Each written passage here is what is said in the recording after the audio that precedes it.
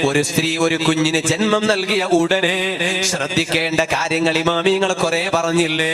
അതാ പ്രസവിക്കപ്പെട്ട ഉടനെ വലത്തെ ചെവിയിൽ അതാ ബാങ്ക് കൊടുക്കണം, ഇടത്തെ ചെവിയിൽ ഇഖാമത്ത് കൊടുക്കണം.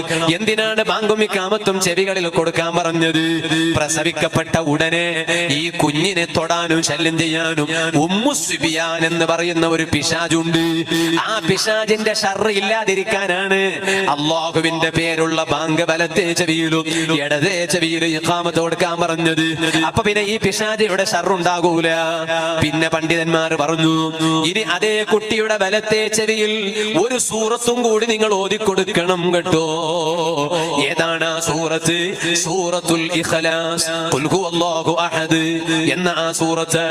ബാങ്കും ഇഖാമത്തും കഴിഞ്ഞ ഉടനെ കുട്ടിയുടെ വലത്തെ ചെവിയിൽ നിങ്ങൾ ഖുൽ ഹുവല്ലാഹു അഹദ് സൂറത്ത് ഓതിക്കൊടുക്കണം. ഇനി ഒന്നും കൂടി പണ്ഡിതന്മാർ പറഞ്ഞു,